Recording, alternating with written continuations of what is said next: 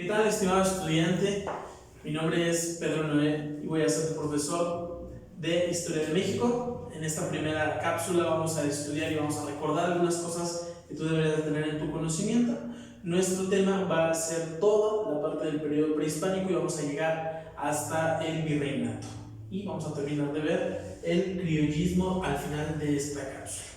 Para esta serie de videos, al igual que los videos de Historia Universal, te pido por favor que vayas haciendo tus anotaciones para que recuerdes con mayor facilidad todo lo que vayamos desarrollando en esta serie de cápsulas. Sin más, empezamos entonces con el primer punto. ¿Qué sucede? Resulta que la historia de México se contempla desde los inicios de las primeras civilizaciones y hasta nuestros días, porque en este territorio han habitado diferentes culturas. ¿De acuerdo? Las diferentes culturas que habitan el periodo llamado prehispánico corresponden a un periodo que abarca del 2500 a.C. y que termina en 1521. Antes de eso lo que tenemos es la prehistoria, y a partir de este momento tenemos la historia de los pueblos indígenas, ¿no? De los pueblos originarios.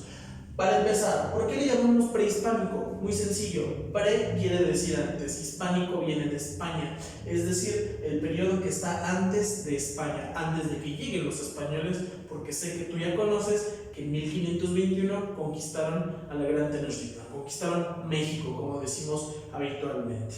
Bueno, para estudiar el periodo prehispánico, los historiadores han decidido separar estos periodos, este periodo en tres periodos diferentes, en tres periodos más pequeños. El primero, que va desde los 1500 a 200 a.C., le vamos a llamar periodo preclásico, es decir, lo que está antes del esplendor. Al que está entre el 200 a.C. y el 900 después de Cristo le vamos a llamar periodo clásico. ¿Qué quiere decir esto? Bueno, el esplendor de la mayoría de las civilizaciones y ciudades en Mesoamérica, ¿no? En el periodo. Del 900 a 1521 le vamos a llamar periodo postclásico. Cada uno de estos tiene diferentes estructuras y tiene diferentes características. Yo te invito a que tú hagas una línea del tiempo en una hoja, en tu cuaderno, y que busques qué ciudades florecieron en cada uno de estos periodos. Yo te voy a decir cuáles son las más representativas, las más importantes, pero nunca esté de más que investigues e indagues un poco más acerca de esto. ¿Cuál es la principal ciudad del periodo preclásico? Bueno, la principal o principales ciudades del periodo preclásico es La Venta, San Lorenzo y Tres Zapotes.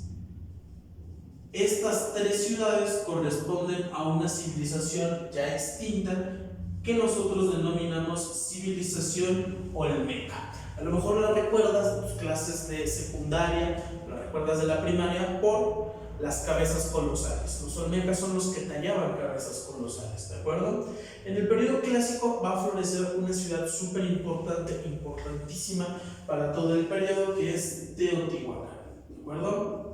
No sabemos a ciencia cierta quién habitaba, cómo se llamaba la civilización de Teotihuacán, pero así la llamamos, civilización teotihuacana, ¿de acuerdo? Por último, y no menos importante, de hecho es muy relevante, en el periodo postclásico florece la Gran México Tenochtitlan. La Gran México Tenochtitlan, que actualmente es la Ciudad de México, estaba asentada sobre lo que era el lago de Texcoco, que tú sabrás llegaba hasta lo que es Chimalhuacán, hasta lo que es Texcoco, y recorría toda la ciudad. Encima de esa zona lacustre, de ese lago, se asienta una nueva ciudad que entre el 900 y 1521 va a desarrollar un imperio. Es decir, se va a hacer del control y del poder de todo lo que está a su alrededor. ¿Por qué terminamos exactamente en 1521? Bueno, porque como ya te adelantaba, en 1521 se consuma la llamada conquista de México, donde Hernán Cortés, junto con sus huestes, su ejército, su tropa, consigue derrotar al gran imperio mexica. Se me pasaba a decirte, así como los olmecas son representativos de la Venta, San Lorenzo y Tres Zapotes, Teotihuacán, la cultura teotihuacana, Tenochtitlan es representativo de la cultura mexica o también llamada azteca. cuando escuches estos dos nombres, hacen referencia a la misma cultura, ¿de acuerdo? Esa es nuestra división por periodos, que no se te olvide, no hay pierde, entre clásico, clásico y posclásico. Pero por favor trata de ubicar tanto temporalmente como espacialmente qué ciudades florecieron. Busca un poco más en internet. Continuamos entonces con áreas culturales. ¿Qué cosas son las áreas culturales? Como México y las culturas que se encontraban en aquel momento eran muchas, eran bastantes, pues los historiadores junto con antropólogos y otros expertos han decidido dividir el territorio mexicano en tres grandes áreas, ¿de acuerdo? ¿Esto con base en qué? Con base en sus características, las características que presenta. La primera de ellas es la mesoamericana, ¿no? El área de Mesoamérica, que de este lado hemos dibujado en color morado y que tiene como características pues la agricultura, el desarrollo de la agricultura, especialmente de tres cosas: maíz, frijol y chile, que se complementaban con algunos otros alimentos: aguacate, chocolate, calabaza y algunas otras raíces que servían de alimento para aquellas culturas, ¿de acuerdo? Además de la agricultura, otra característica de suma importancia es la guerra, ¿de acuerdo? Toma en cuenta que Tenochtitlan, que más o menos se ubica por aquí, extiende su imperio, extiende el tributo, lo que le pagan a partir de la guerra, ¿de acuerdo? Esa es nuestra primera área cultural. La segunda área cultural la vamos a encontrar dibujada acá en verde y más o menos abarcaría este espacio que es Oasis América. Oasis América era un lugar donde se producía cierta agricultura, pero además de la agricultura, las personas, los pueblos de aquellas ciudades vivían con base en la caza-recolección. ¿Qué quiere decir? Que no solamente cultivaban algunas cosas muy básicas, sino que también se alimentaban de lo que iban recolectando por su camino y de los animales que podían obtener, que podían cazar de la naturaleza, ¿de acuerdo? De este lado, en color rojo, tenemos la última de las tres áreas culturales, que es Aridoamérica. Aridoamérica, como su nombre lo indica, es una zona sumamente árida, muy seca. Es casi un desierto donde no se puede producir mucha comida, ¿de acuerdo? ¿Cómo vivían entonces las personas en Aridoamérica? A partir de la caza-recolección. ¿Qué quiere decir esto? Lo mismo, que mientras iban por su camino, iban recolectando y cazando algunas especies silvestres de animales y de plantas para alimentarse. ¿Cómo vivían? Bueno, vivían a través de aldeas, no como en Mesoamérica, donde existían las ciudades, ¿de acuerdo? Acá son aldeas, acá son ciudades. Si lo ves de esta manera, Oasis América parece ser un punto medio entre lo que era Aridoamérica y entre lo que era Mesoamérica, ¿de acuerdo? Entonces piénsalo de esa manera: el sur meso, el norte árido y el centro del norte es un oasis, ¿de acuerdo? De esta manera vas a recordarlo más fácilmente. Vamos entonces a lo que mencionaba y adelantaba hace un momento, la Triple Alianza. Resulta que cuando los mexicas fundan su ciudad, ya muy tarde, en 1321, van a hacerse aliados de dos ciudades importantes. Tenochtitlan, que es el centro de la Ciudad de México, se va a aliar con Tacuba, también llamada Tlacopan, y con Texcoco. Estas tres ciudades van a ser una especie de triángulo a partir del cual se van a extender los dominios del imperio mexica, ¿de acuerdo? A este le vamos a llamar la Triple Alianza. No es la Triple Alianza de la Primera Guerra Mundial, hay que tenerlo muy en claro. Es la Triple Alianza de Tenochtitlan, Tacuba, Tlacopan y Texcoco, ¿de acuerdo? A partir de esta estructura se construye un gobierno fuerte que termina conquistando a todos los pueblos del centro y sureste de México. Por ejemplo, la zona maya, la zona de Oaxaca, es decir, la Mixteca, ¿no? La zona del Bajío, donde vivían los purépechas, enemigos eternos de los mexicas, y de los tlaxcaltecas, por ejemplo, que también estaban en contra de los mexicas. Hay que recordar eso de tlaxcaltecas para lo que viene. ¿Qué es lo que viene? Bueno, pues resulta que todo iba muy bien Pero en 1519, por obra de Cristóbal Colón, que ya había descubierto nuevas rutas de comercio y que había establecido un comercio entre Europa y América, los españoles van a empezar las primeras exploraciones. La primera exploración grande es de Juan de Grijalva, pero la que nos importa más es la primera expedición de Hernán Cortés de 1519. En 1519 Hernán Cortés llega a Veracruz, desembarca en el puerto de Veracruz, gana una batalla contra los totonacos que habitaban el puerto de Veracruz, y entonces va a recibir en recompensa a una mujer importante para la historia, para lo que vamos a decir, a la Malinche. Doña Marina, Doña Malitzin, ¿no? la Malinche. Bueno, él sigue avanzando, van a pasar una serie de cosas y hasta 1521, cuando Hernán Cortés llegue al centro de México, es cuando entonces va a caer el gran imperio mexica. Tenochtitlan cae, ¿de acuerdo? ¿Cómo cae? Bueno, pues resulta que estas personas venían buscando riqueza, venían buscando oro, se enteran de que hay oro en una ciudad llamada Tenochtitlan, llegan a Tenochtitlan y es cuando matan al último de los tlatoanis, al tlatoani Cuauhtémoc. En ese momento entonces cerramos nuestro periodo prehispánico. Todo esto tiene que ver con ese periodo prehispánico, ¿de acuerdo? Y empezamos con una nueva etapa, esta que aparece acá, la etapa del virreinato. Los españoles llegan en 1521 y van a irse hasta el fin de la independencia en 1821. Es decir, exactamente gobernaron y habitaron 300 años este país, ¿de acuerdo? Es el periodo más largo de la historia mexicana, sin embargo, no se considera tan importante. ¿Por qué? Pues porque a nadie le gusta recordar su pasado de sumisión, su pasado de esclavitud, básicamente, ¿no? Entonces, ¿qué es lo importante acerca del virreinato? Punto número 1, las instituciones de gobierno. Punto número 2, las instituciones eclesiásticas. Te voy a decir a continuación una serie de conceptos y voy a tratar de irtelos explicando con el fin de que tú puedas generar ese conocimiento y te lo guardes para tu examen, ¿de acuerdo? Sin embargo, por favor, sigue anotando cada uno de estos.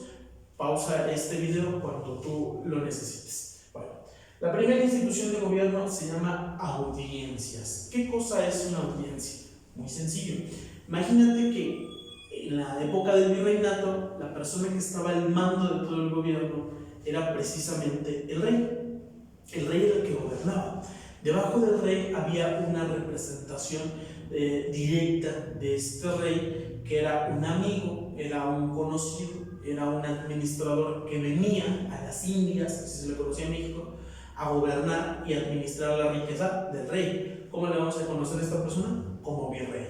Y debajo de esta persona pues van a estar las audiencias. En este sentido tenemos que el virrey estaba después de las audiencias y por último estaba el rey, ¿de acuerdo? Rey, virrey y por último audiencias. Es más, para que quede más claro, vamos a invertir el orden de las flechas para que se entienda que este gobernaba acá y este era el encargado. Las audiencias eran las encargadas de administrar y de gobernar los diferentes territorios. México no tenía 32 estados como los tiene actualmente, tenía audiencias. Tenía básicamente 4 audiencias: la audiencia de México, de la Ciudad de México, la audiencia del Reino de Nuevo León, porque actualmente es Nuevo León y que comprende otros estados, la audiencia de Nueva Vizcaya, que era básicamente Durango, un poquito de Chihuahua y toda la parte centro, y la audiencia de Tlaxcala. ¿Por qué la audiencia de Tlaxcala? Bueno, un detalle importante que olvidábamos cuando hablamos de la conquista fue que los tlaxcaltecas, enemigos de los mexicas, ayudaron a los españoles en la conquista. Por eso Tlaxcala se conserva como una audiencia propia. ¿Qué es una audiencia? Es eso precisamente, el órgano que ayudaba o que administraba la riqueza, el poder del rey en el reino de la Nueva España, ¿de acuerdo? Esa es la primera. La segunda, también importante, son los corregidores. Los corregidores eran la institución de gobierno que le seguía a la audiencia y gobernaban pueblos y villas, básicamente.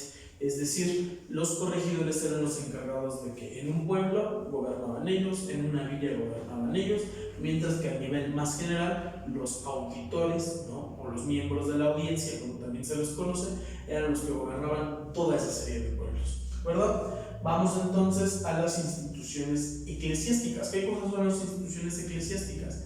Los órganos de gobierno de la iglesia que le ayudaban al rey a conseguir, número 1, riqueza, y número 2, fieles, ¿de acuerdo? Acuérdate que las personas que vivían en el periodo prehispánico tenían una religión politeísta, creían en muchos dioses, Quetzalcóatl, creían en Huitzilopochtli, en Tlaloc, bueno, en infinidad.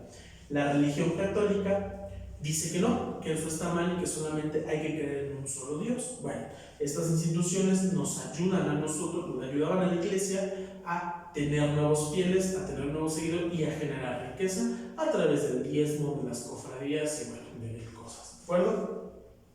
Empecemos por las cofradías. ¿Qué cosa es una cofradía? La iglesia ponía una cofradía y decía: las personas que quieran formar parte, acérquense. Se formaba un grupo de 10, 15 personas y cada determinado tiempo, cada mes, cada 2 meses, se depositaba un dinero del cual todos podían adquirir cuando lo necesitaran. ¿Qué queremos decir? Por ejemplo, si se enfermó un miembro de la cofradía, nosotros tomamos prestado un poco de ese dinero y se lo regresamos después con nuestras aportaciones, ¿de acuerdo? Era una manera de controlar el dinero a partir de la misma iglesia, porque las cofradías tenían nombres de santos: la cofradía de San Ignacio, la cofradía de San Bernardo e infinidad. ¿Qué nos interesa aparte de estas cofradías? Nos interesan los dos tipos de clero: el clero regular y el clero secular. ¿A qué nos referimos con el clero regular? Al clero de los frailes, al clero de las órdenes, ¿de acuerdo?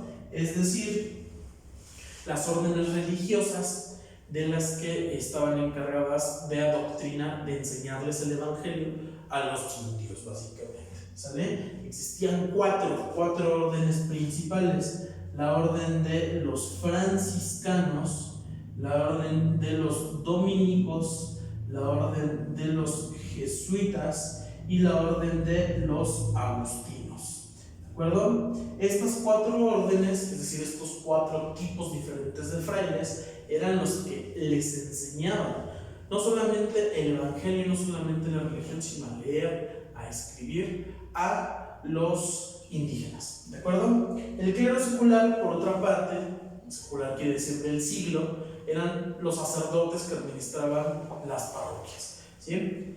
Con estos 2 tipos de clero, tanto el regular como el secular, va a surgir la institución clave de toda la iglesia durante el Virreinato. Nos referimos obviamente pues a la Inquisición. 1523 es cuando se funda la Inquisición, ¿de acuerdo? Se funda en España y rápidamente va a llegar acá a México, a la Ciudad de México, y en ese momento se va a crear una nueva manera de castigar a los herejes, a los apóstatas, a los homosexuales, por ejemplo. Es decir, a todas las personas que no vivieran bajo la ley de Dios. ¿Para qué nos sirve la Inquisición? Número 1, para tener control, y número 2, para causar miedo entre la población. Si no te portas bien, probablemente venga la Inquisición y te haga algo malo. ¿Qué es eso malo? Torturas, hogueras, humillaciones públicas. La Inquisición era muy cruel, era muy dura, ¿de acuerdo? Y es importante que la tengamos en cuenta. Por último, terminamos con la parte del criollismo. Durante todo el virreinato, durante todos estos 300 años, se mantuvo una pirámide social. ¿Cómo funcionaba esta pirámide social? Hasta arriba estaban los españoles, abajo estaban los criollos y de ahí para abajo el resto de la población. ¿Quiénes eran los criollos? Los criollos eran los hijos de españoles nacidos en América. ¿Qué quiere decir? Si tu papá era español y tu mamá era española, pero tú habías nacido en Ciudad de México, tú no eras español, tú eras criollo, y por lo tanto no tenías los mismos derechos ni los mismos privilegios que los españoles. No podías acceder a puestos de gobierno, no podías acceder a ningún tipo de de puesto que te dejara un ingreso mayor al que tú querías, ¿de acuerdo? Eso es básicamente el criollismo. Con este último tema terminaríamos esta cápsula. Nos vemos en la siguiente. Muchas gracias.